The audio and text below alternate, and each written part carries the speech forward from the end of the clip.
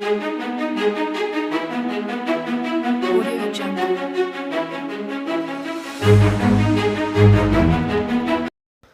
अस्सलाम वालेकुम दोस्तों, बजमल 17 पे आपका वेलकम है। दोस्तों, हमारे चैनल पर सफ़र विरासत जारी है। दोस्तों, आपने इस वीडियो के पहले पार्ट में भाई हरीर के बारे में जाना कि भाई हरीर कौन थे, उन्होंने ये मकबरा, मस्जिद और ये स्टेपवेल कुआं कब तामीर किया। आज उसका दूसरा पार्ट कि स्टेपवेल कुएं की क्या खासियत है, ये किस तरह तामीर हुआ और इसकी जो बुनियाद है किस तरह रखी गई, इसकी बारे में दोस्तों आप जो गाइड आए थे गिरीश सर गुप्ता, उन्होंने इतनी बारीकी से समझाया कि आज की इंजीनियर इसको देखेंगे तो फेल हो जाएंगे। और दोस्तों, ये मेरा आपको चैलेंज है कि ऐसी वीडियो आपको दाई हरीर के बारे में किसी भी यूट्यूब चैनल पर नहीं मिलेगी। तमाम लोग आकर उसके बारे में उसकी फ़ोटोज़ खींच के बता दिए, मगर इतनी बारीकी से जानकारी आपको किसी चैनल पर नहीं मिलेगी कि पिलर कॉलम किस तरह बनाए गए, पत्थर किस तरह बिठाए गए। तमाम बातें आज की वीडियो में। चलिए आज की वीडियो शुरू करते हैं। Thought process is our own driving force. हमारे विचार ही हमको आगे लेके चलते हैं, हमारे विचार से ही हम आगे बढ़ते हैं। अगर हम सोच रहे हैं मुझे ये करना है, मान के चलिएगा दोस्तों, आप वही करेंगे जो आपने सोचा है। ऐसे दुनिया में बहुत एग्जाम्पल हैं, एक दो नहीं, बहुत एग्जाम्पल हैं।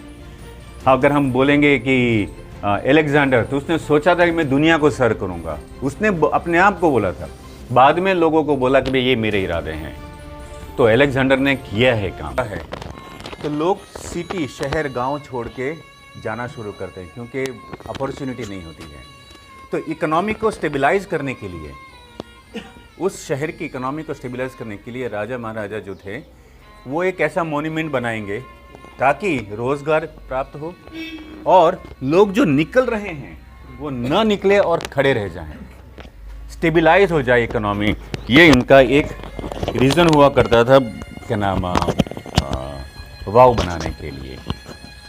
वाव बनी है, कहीं पर भी सीमेंट लगाया नहीं गया है, इंटरलॉक सिस्टम से बनी गई है। ये अगर आप पत्थर, ये नीचे पत्थर दिख रहे हैं, वो शायद नए पत्थर हैं। हम बोलते हैं कि रेनोवेशन एक मिसाल है, एक शुरुआत है जो धरोहर को मिटाने की शुरुआत करती है। इंटरलॉकिंग सिस्टम से पत्थर लगे गए थे, पहले टेढ़े मेढ़े पत्थर होते थे। अगर पत्थर एक दूसरे के अंदर में फंसे रहेगा तो निकलेगा नहीं। ये हम लोगों ने एक लाइन बनाई है पूरी, जैसे हम सिरेमिक टाइल घर में लगाते हैं तो एक फैशन बन गया, डिज़ाइन बन गई, उसी तरह से ये पत्थर लगाए गए हैं। ये नया है। अगर हम बगल में भी देखेंगे वहाँ पे भी आपको दिखाई देगा नए पत्थर लगे हुए हैं। पत्थर पुराने हैं, ये सैंडस्टोन है जो ईडर से लाया गया है। इसलिए दिल्ली दरवाज़ा आज जो बोलते हैं उसको पहले ईडरी दरवाज़ा बोला करते थे। पूरे मॉन्यूमेंट के पत्थर अहमदाबाद के अंदर में जितने भी मॉन्यूमेंट हैं, पत्थर ईडर से आए हैं। सैंडस्टोन है, जितना पानी गिरेगा सोख लेगा पानी, कहीं पर भी पानी वापस नहीं जाएगा। अगर हम मार्बल लगाते हैं तो वापस पानी जाएगा और धूप जो है वो रिफ्लेक्ट होगी। सबसे ज़्यादा गर्म मार्बल होगा, आप नंगे पाँव चल नहीं पाएंगे। भारत देश के अंदर में, गुजरात के अंदर में हमारा एटमॉस्फेयर ड्राई और हॉट, ये एटमॉस्फेयर है। गर्म भी है और सूखा भी है, नमी नहीं है कहीं पर भी। तो ये सैंडस्टोन हमको सपोर्ट करता है नंगे पांव चलने के लिए। कहीं पर भी आप मॉन्यूमेंट में जाएंगे, अगर सैंडस्टोन है तो आप आराम से चल पाएंगे, परेशानी नहीं होगी। अगर संगमरमर लग गया है तो उसको पेंट करेंगे, फिर उसके ऊपर आप पैदल चलेंगे, या तो उसके ऊपर जाजम डालेंगे या कारपेट डालेंगे, कुछ भी ऐसा डाला जाएगा, तब जाके आप अपने आप को सुरक्षित रखिए। इंटरलॉकिंग सिस्टम अगर देखा जाए तो ये 3 हिस्से में बना हुआ है। हम थोड़ा सा नीचे चलते हैं।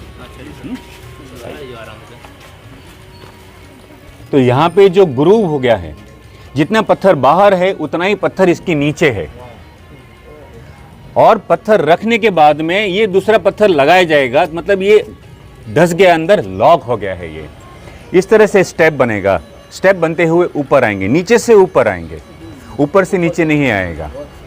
तरीका बिल्कुल, सबसे पहले कुआं खोदा जाएगा ताकि ये रैंप बनेगा, ये इस तरह का रैंप बनेगा। ये तो नीचे से ही ऊपर आएंगे और मलबा इधर फेंका जाएगा ऐसा।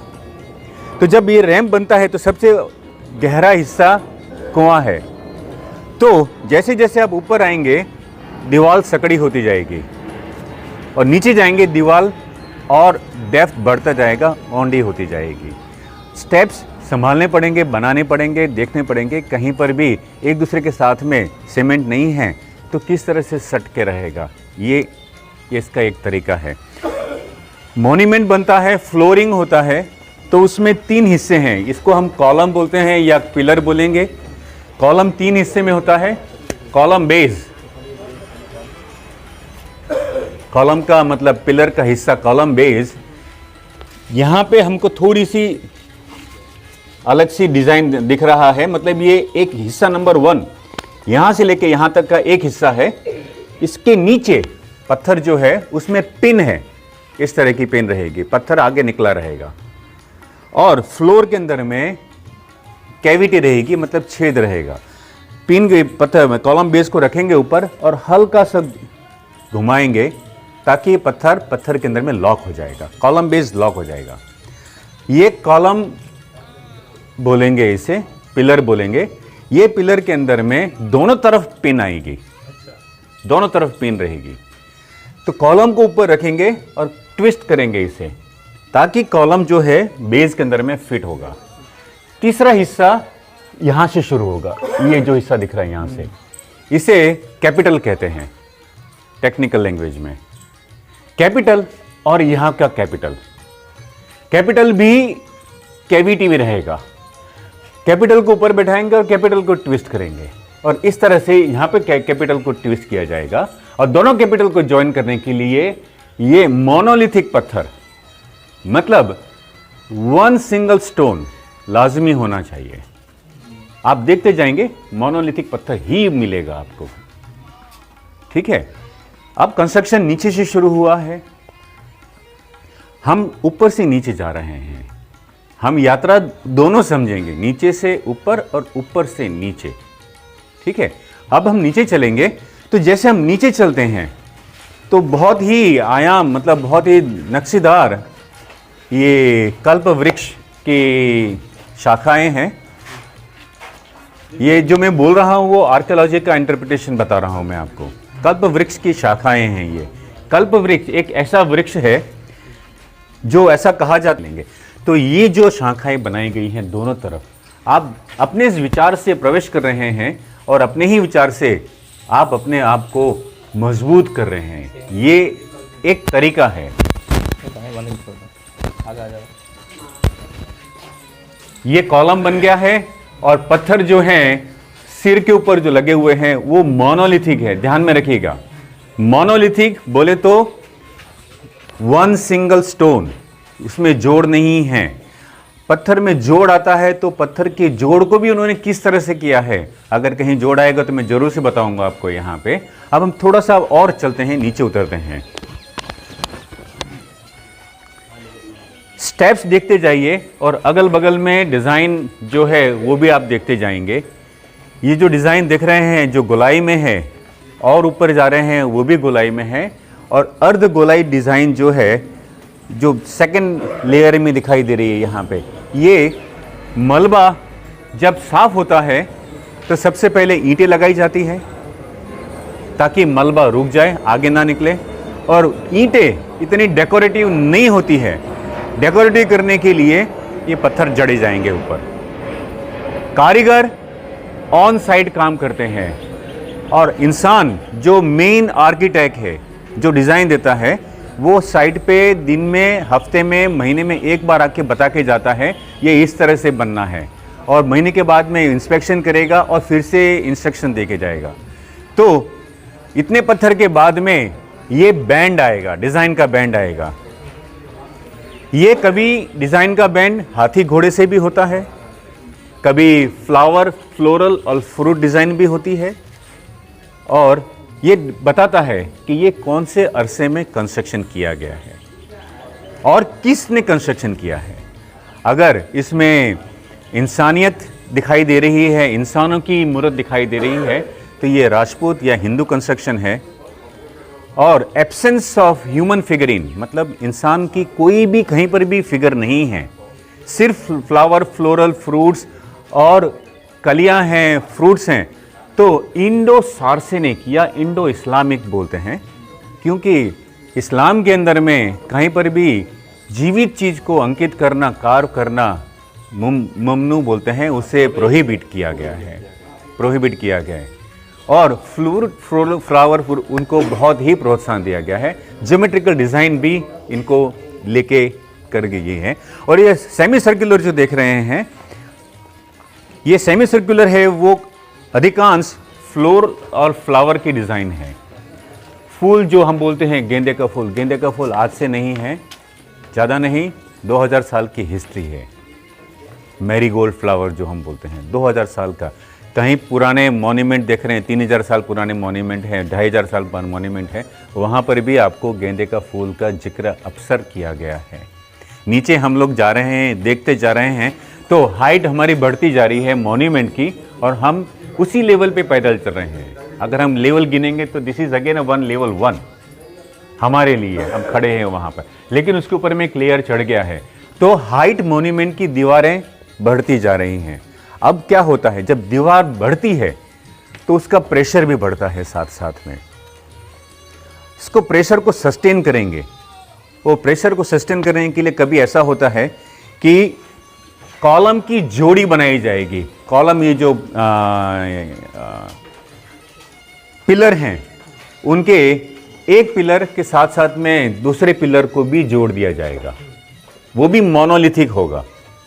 कॉलम मोनोलिथिक होगा, बेस मोनोलिथिक होगा, कैपिटल मोनोलिथिक होगा, लेकिन जोड़ने वाला जो स्ट्रक्चर है वो फिर से मोनोलिथिक होना लाजमी है। अभी जो हम देख रहे हैं, ये जो छज्जा देख रहे हैं, ये प्लेस थी जहाँ पे रात में लोग आराम से रेस्ट कर सकते हैं, सुरक्षित रह सकते हैं। और ये 5 तल्ला है ज़मीन से, 5 तल्ले को पार करने के लिए सीढ़ियाँ बनाई गई हैं, जीने बनाए गए हैं। बिल्कुल कुएं के बगल में स्पाइरल लेडर है। वो स्पाइरल लेडर जब हम ऊपर जाएंगे, वो स्पाइरल लेडर का साइंस भी समझेंगे और उसका क्या नाम फिलोसॉफी भी समझने की चेष्टा करेंगे जब हम लोग ऊपर चलेंगे। ऐसा नीचे जितने चलेंगे टेम्परेचर ऐसा कम होता जाएगा। एक तरह से हम ऐसे बोल सकते हैं कि अगर बाहर का टेम्परेचर, मॉन्यूमेंट के बाहर अगर temperature for example 27 degree 28 degree है, तो आप नीचे जाएंगे तो 2 डिग्री से 3 डिग्री कम हो जाएगा, क्योंकि नमी है, हवा चलेगी, नमी को छू के कुएं से हवा बाहर निकलेगी। ये एयर सर्कुलेशन होता है मॉन्यूमेंट के अंदर में। इसलिए कभी भी आप पैदल चलेंगे मॉन्यूमेंट के अंदर में, हमेशा आप सुरक्षित और हमेशा एयर कूल्ड महसूस करेंगे। ये नाजुक कार्विंग जो दिखाई दे रहा है, ये एक तरह का डेकोरेशन ही है। और सेमी सर्कुलर जो मैंने आपको बताया था, मैरीगोल्ड या गेंदे के फूल हैं, उसको डिपिक्ट किए गए हैं। हर फ्लोर के ऊपर में अधिकांश 2 बैंड हैं, एक बैंड फ्लावर का है, एक बैंड ज्योमेट्रिकल डिजाइन का है। यहाँ पे भी आप देखेंगे ना, ये बहुत ही शानदार फ्लोरल बनाए गए हैं, डिज़ाइन ली गई है। ये फूल की डिज़ाइन ही है, फ्लोरल डिज़ाइन है ये। यहाँ पर कंस्ट्रक्शन आप प्लीज़ देखते जाइएगा, समझते जाइएगा, तब आपको महसूस होगा कि ये इतने बड़े मॉन्यूमेंट बनने के बावजूद किसी की क्रेन की, पत्थर की, आदमी को सर पे लाने की ज़रूरत नहीं थी। वो पत्थर को रोल करके ऊपर से नीचे ला रहे हैं, नीचे से ऊपर लेके जा रहे हैं। अगर पत्थर काम ऊपर कर रहा है इंसान और नीचे लगाना है तो सीधा रोल होगा, क्योंकि नीचे शुरुआत नीचे से की गई है। तो नीचे का मलबा ऊपर फेंकने के लिए इंसान एक बार ऊपर जाएगा, और रैंप बना गया है तो आराम से पैदल चल के ऊपर चलेगा। अब हम देखते हैं जैसे क्या नाम मंदिरें बने हैं, तो वो मंदिर शिखर बने हैं। कोई मंदिर जो है 40 मीटर, 50 मीटर, 60 मीटर के हैं, तो वो पत्थर कैसे गया होगा ऊपर? वो भी वही प्रिंसिपल था कि शिखर के ऊपर से लेके जमीन तक का रैंप बनेगा, और बैल या हाथी उसके ऊपर में लाद के पत्थर को ऊपर ले जाया जाएगा। ये बिल्कुल सामने यहां से बहुत साफ दिखाई दे रहा है, बेंच है बिल्कुल सामने। ये बेंच पे अगर हम बैठते हैं ना, अब मान के चलिएगा टेम्परेचर बिल्कुल मतलब ऐसा रहेगा, जो वहाँ पर पसीना आ रहा है तो यहाँ पे आप फील करेंगे, आप ठंडा महसूस करें। एसी चालू किया गया है, इस तरह की ठंडक। वो जो सामने है वो रेस्टिंग एरिया है, और यहाँ सामने सामने सामने सामने बिल्कुल सामने, ये नहीं, वो बिल्कुल वो बैक है, वो बेंच है, मतलब बैक और सीट दोनों साथ में है, वो बिल्कुल सामने दिखाई दे रहा है। वो भी हम एक्सेस करेंगे जब हम नीचे जाएंगे वहाँ पे। ये एक क्या है, एक स्टेप वेल, थोड़ा सा अपने जो गुजरात में स्टेप वेल बने हैं उसमें एक little bit modern step well है, इसलिए एक यहाँ पे इन्होंने वेंट दिया है, एक्स्ट्रा वेंट है ये समझते हुए कि हो सकता है ह्यूमिडिटी बढ़ेगी। अब जो मैं बोल रहा था कि पेयर ऑफ कॉलम वो यहाँ पर आ रहे हैं, ये लोड बेरिंग है, बिल्कुल मॉन्यूमेंट को सस्टेन करने के लिए, मतलब प्रेशर साइड में से आता है तो एक कॉलम सर उसको प्रेशर ले पाएगा या नहीं, ये आज हम लोग स्ट्रक्चरल इंजीनियर हायर करते हैं। सेप्ट में उसकी पढ़ाई होती है अलग से, स्ट्रक्चर इंजीनियर की, इंटीरियर डिजाइन की और कंस्ट्रक्शन के लिए ये सब पढ़ाई आज हो रही है। ये हमारे जो पूर्वज थे उन्होंने बहुत ही समझ के, बेस मोनोलिथिक है, सेंटर बैंड वो भी मोनोलिथिक है, और ये क्या नाम टॉप है वो भी मोनोलिथिक है, मतलब सिंगल स्टोन है। ये बिल्कुल सेंटर भी नहीं बोलेंगे, लेकिन एक बात पक्की है, ये सस्टेन करने के लिए, रोकने के लिए है। कहीं पर भी प्रेशर आता है तो ये सस्टेन करेगा। इसे हम बोलते हैं ना, ऐसा हाथ लगा के दबा के बोलते हैं, उस तरह का ये काम करता है।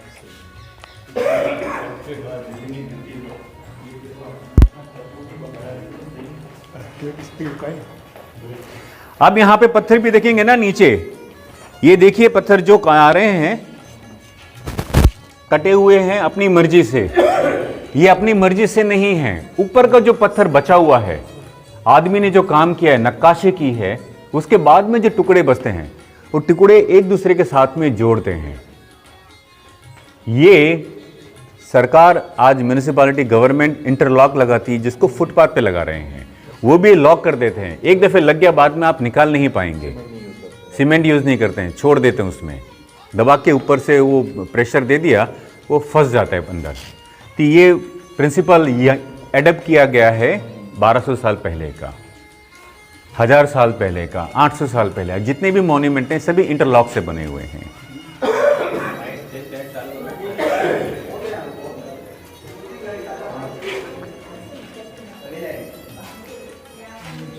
हम लोग वहां पर आ गए, कॉलम की पैर थी, यहां पे सिंगल कॉलम्स हैं, फिर नीचे आ रहे हैं, फिर पैर ऑफ कॉलम है।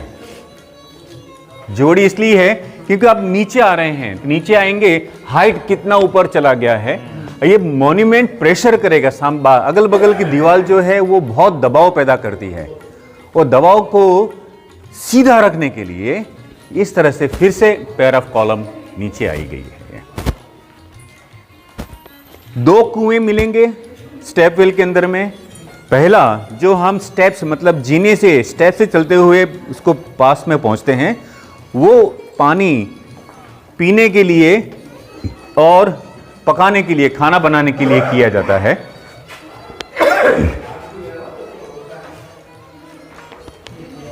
ये सबसे पहला, मतलब स्टेप वेल जो इंग्लिश में बोला गया है, वावड़ी। हाँ, तो स्टेप्स से चलते हुए आएंगे पानी के पास, इसलिए ये स्टेप वेल बोला गया है। बहुत ही मतलब रिदमिक और लिरिकल डिजाइन है ये, बहुत ही रिदमिक और लिरिकल डिजाइन इसलिए मैं बोल रहा हूँ। ये चौकोर है, चौकोर से ऊपर आते हैं तो लीटा थोड़ा बहुत रेक्टेंगल हो रहा है, और जब ऊपर आते हैं तो हेक्स हो जाता है। ये लिरिकल फॉर्म है इसका, बहुत ही दर्शनीय और बहुत ही बेहतरीन से बेहतरीन कंस्ट्रक्शन पैटर्न बोली गई है। ये पानी पीने के लिए और खाना बनाने के लिए उपयोग में लिया जाता है, इसका किया जाएगा। और पीछे वाला जो कुआं है, उसको कुआं सिर्फ ऊपर से ही पानी लिया जाएगा, बाल्टी से मान के चलिएगा। शायद अगर ऊपर वहाँ पे वो जो लगे हुए हैं, एक पुली है या लोहा लगा हुआ है, लोहे अभी लगे हैं 19वीं सदी में, ये हमारा मॉन्यूमेंट 17वीं सदी का है। उन 200 साल उन्होंने वहाँ पर, आपको जगह भी दिखाएंगे हम, कि किस तरह से जानवर की मदद से, बैल की मदद से पानी को ऊपर खींचा जाता था, या बाल्टी को नीचे डाल दिया और किसी सहारे से, किसी चीज़ से खींच लिया ऊपर, वो भी मार्क आपको देखने को मिलेंगे ऊपर। पीछे वाला कुएं का पानी धोने के लिए, मतलब washing and bathing, this is drinking and cooking. वो वाला पानी वॉशिंग और बेथिंग मतलब नहाने के लिए और कपड़े बर्तन धोने के लिए वो पानी का इस्तेमाल किया जाएगा। ये होगा शायद ज़्यादा से ज़्यादा 2.5 मीटर 3 मीटर होगा, इससे ज़्यादा नहीं होगा। मैंने यहाँ पर करीबन 2013 में या 2012 में देखा है कि पानी 3 तले तक आ चुका था। हाँ, वो बारिश बहुत ज़्यादा हुई थी, बस उसके बाद मैंने कभी देखा ना, उससे पहले देखा ना उसके बाद देखा है मैंने। ऐसा ही Adalaj Ahmedabad and 14 January the coldest day of Ahmedabad. आप उस समय आइए, दोनों दिन पे आइए, बहुत मज़ा आएगा आपको। बाहर खड़े रहेंगे 2 मिनट, फिर अंदर आइए, आप वो ट्रांसफॉर्मेशन महसूस कर पाएंगे।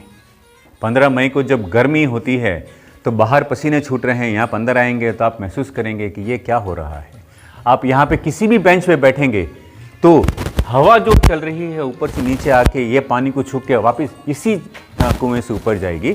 तो इधर बैठे हुए जितने भी इंसान हैं हर फ्लोर पे, एवरीबडी विल फील हैप्पीनेस, हवा महसूस कर पाएंगे। ये आर्किटेक्ट की अपनी होशियारी है, कलाकारी है।